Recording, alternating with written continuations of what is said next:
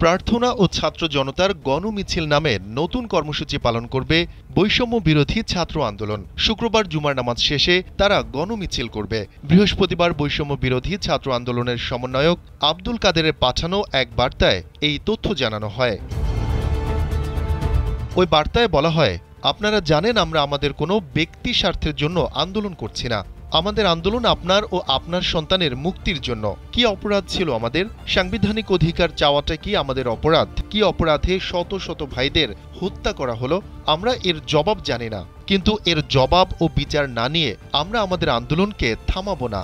জাতির এই দুর্দিনে আন্দোলনে অংশ নেয়ার অপরাধে শহীদ, আহত, পঙ্গু ও গ্রেফতার হওয়া সকলের স্মরণে শুক্রবার দেশব্যাপী প্রার্থনা ও ছাত্র জনতার গণমিছিল কর্মসূচি ঘোষণা করছি।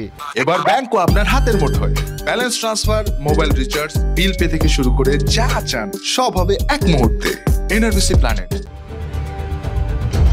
বার্তায় আরও বলা হয়, কর্মসূচি অনুযায়ী হত্যা ও গণগ্রেফতারের প্রতিবাদে এবং শিক্ষার্থীদের ৯ দফা দাবি আদায়ের লক্ষ্যে শুক্রবার মসজিদে জুমার নামাজ শেষে দোয়া, শহীদদের কবর জিয়ারত, মন্দির, গির্জাসহ সকল উপাসনালয়ে প্রার্থনার আয়োজন ও জুমার নামাজ শেষে ছাত্র জনতার গণমিছিল অনুষ্ঠিত হবে।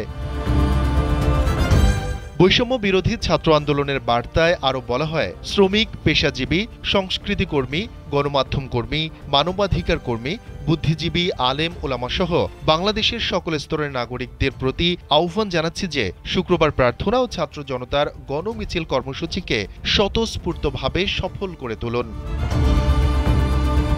বার্তার শেষ অংশে বলা হয়, মসজিদের ইমাম ও খতিবদের প্রতি আহ্বান জানাচ্ছি, আপনারা জাতির এই ক্রান্তি লগ্নে চুপ থাকবেন না। মসজিদের মেম্বার থেকে আপনাদের প্রতিবাদের ঘোষণা দিন।